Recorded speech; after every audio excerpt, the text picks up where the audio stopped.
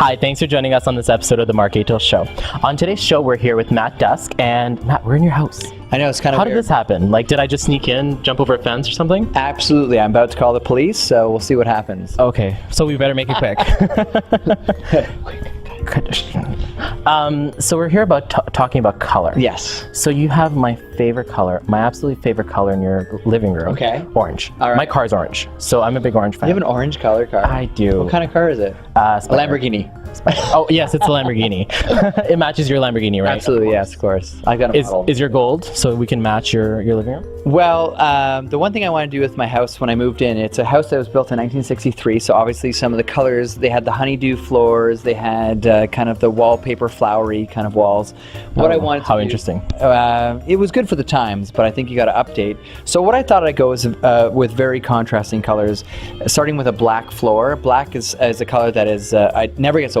And it's very dramatic as well, right? It is, because it gives depth. And what I wanted to do was, especially with these rooms, because they're smaller rooms, I wanted to give them a bigger size. That's why I'm wearing black pants.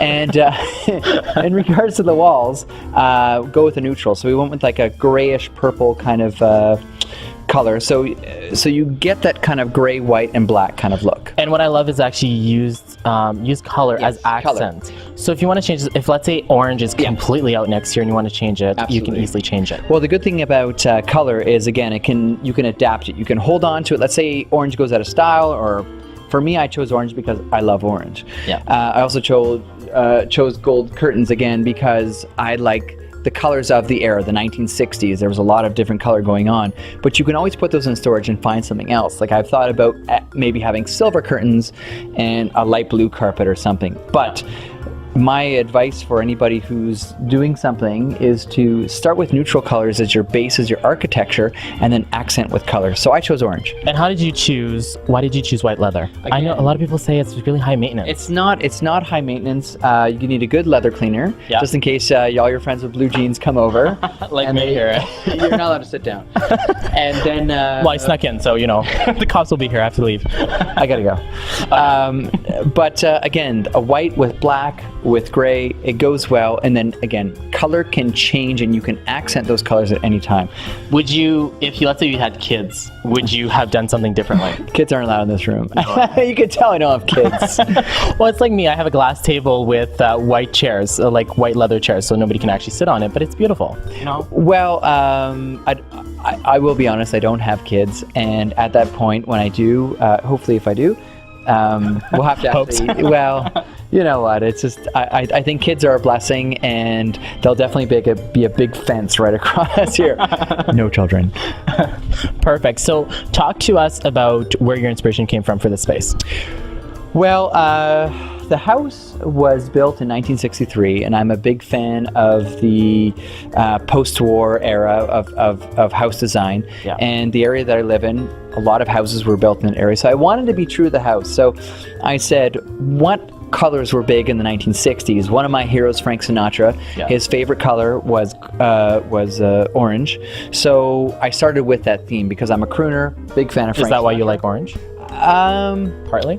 Orange is also a very vibrant color. I think it's a great alternative choice to red. Red can get very tiring, but it has a lot of energy, doesn't it? Orange? Yeah. Orange also makes you feel very hungry. If you notice Pizza. Yeah, it's all about orange. National pizza chain.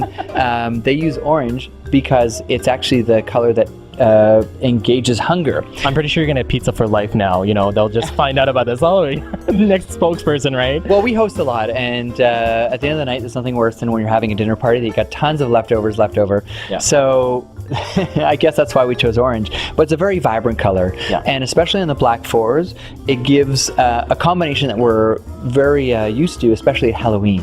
Yeah. Orange and black go extremely well together, and I don't think there's a reason why it shouldn't be through all the seasons. So how did you coordinate the space so it didn't end up looking like Halloween? Because those are really risky colors that you chose. Well, again, I stuck with the 1960s colors, which were warm colors. Oranges and golds, browns. Yeah. And I wanted to, though, keep it contemporary by using whites, blacks, and grays. So even if you look at my curtains, even though they are gold and orange, I wanted to use a damask pattern because in this day and age, damask is very popular because it gives an era or an actual symbolism of an era that was very elegant. So even though this is a small space, as soon as my guests come in, I want to make them feel like they're in 1960s Hollywood. Yeah, even if they're not invited, right? Yeah, you're not invited. Oh, okay. So I gotta go because the cops are coming. Okay. So sorry, Matt, but I had a lot of fun while it lasted. Yeah, I'll call them and make sure we can go through some other rooms. Perfect. Well, that's our episode of the Marc Atiyolil Show. We'll see you next time for more design and decor tips.